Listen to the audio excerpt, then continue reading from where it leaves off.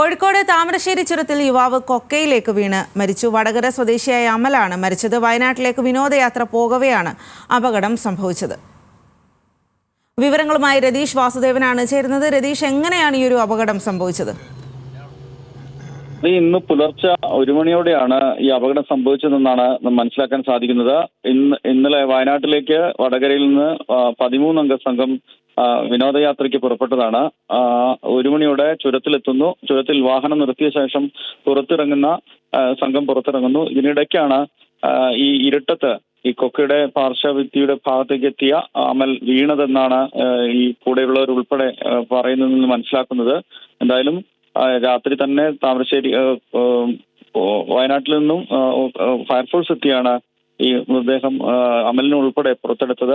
അപ്പോഴേക്കും മരണം സംഭവിച്ചിരുന്നു. എന്തായാലും ഇത് സംബന്ധിച്ച് കൂടുതൽ വിശദവിവരങ്ങൾ അറിയേണ്ടതുണ്ട്. എന്തായാലും ഈ 13 അംഗ സംഘത്തിൽപ്പെട്ട വടകര സ്വദേശിയായ അമലാണ് ഇപ്പോൾ മരിച്ചതെന്നാണ് ഇപ്പോൾ ലഭിക്കുന്ന വിവരങ്ങൾ. സ്വാതി.